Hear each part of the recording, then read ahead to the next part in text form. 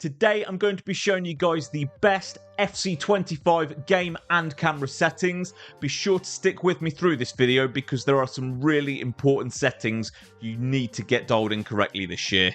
Let's get into it. Kicking things off with the preset. As always, put it on competitive because you don't want to get used to something that you then can't use online. The next setting is actually one of the most important, is the shot assistance, because assisted has always been the way to go. And in recent times, some people have opted for precision because if you can get it down, it's really effective. Now this year, all pros have to use precision in competitive play. So you're going to see all the best players using precision.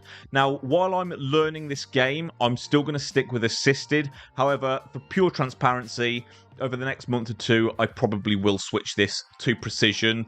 But ultimately, it's up to you guys. They both work. But if you're looking at doing anything competitive this year, precision is the one you have to get used to. Timed finishing, of course, have that on. A huge part of the skill gap in this game. Through pass assistance and lobbed through pass assistance. Put this on semi. It's always good to have some form of manual touch to this while still getting a bit of help from the AI. For the ground pass, cross, lob pass, I leave this all on assisted. Some people do opt for semi for the cross assistance. But honestly, this year on assisted, I'm picking out whoever I want, just by putting on what I feel to be the right amount of power perfectly. So I'm running with assisted for this one. Pass receiver lock, make sure you've got that on late, and then pass sensitivity, I've just left this on normal. Into the defending settings, we've got the clearance assisted on directional. Ensure you've got it on directional because you don't want the player just spooning the ball into a random space and giving the ball away. You want to have some control over where that ball is going. For the defending, I personally run with tactical, but advanced is also an option. It really is just what you're comfortable with. I've never found the auto nature of the tactical defending to give me any sort of disadvantage compared to the manual aspect of the advanced, but realistically, they're both viable options. Pass block assistance, obviously you want that on. Anything that the AI can do to grab the ball for you is welcome, so leave that on. As for the auto switching, I put this on air balls and loose balls, but for the auto switching move assistance, I leave it on low.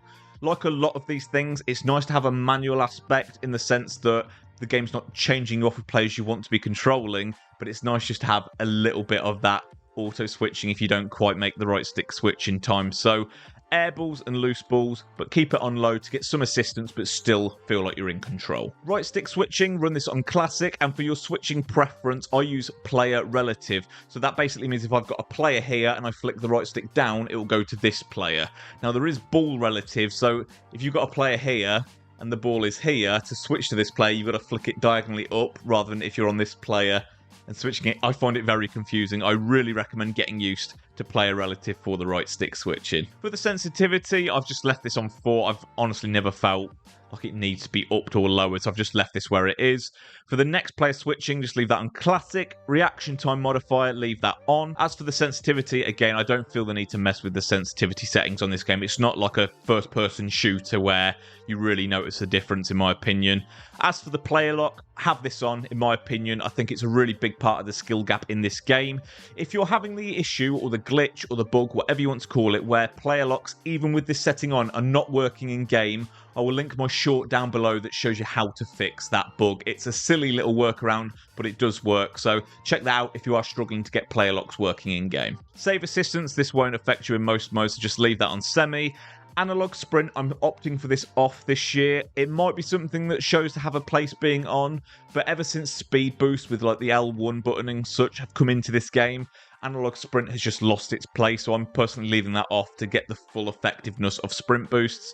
Trigger effect off, of course. Vibration feedback off. Any of this being on is just putting you at a competitive disadvantage. Getting into the camera settings, probably the question I get the most on the channel is just what camera am I using? So I use co-op for online game modes. Make sure it's the multiplayer when you switch to co-op. I then go to custom. I put the height to 20 and the zoom to 0, which just means it's as high and as zoomed out as possible, giving me the best view of the pitch to help with the build-up play. I do keep the far side focus on 10, so when the ball's at the far side of the pitch, I do get a bit of a zoom so I can see what's going on. They're not too far away. Ball tracking speed, turn that off because that adds a delay to it tracking the ball, which you do not want. Penalty area zoom, I recommend keeping on 10, same as the far side focus. Once you're in that final third, it zooms in a bit. It enables you to see what's going on a little bit better. Everything else I don't touch, they're all defaulted to 10. As for the power shot zoom, I personally turn that off. Some people online will fake power shots.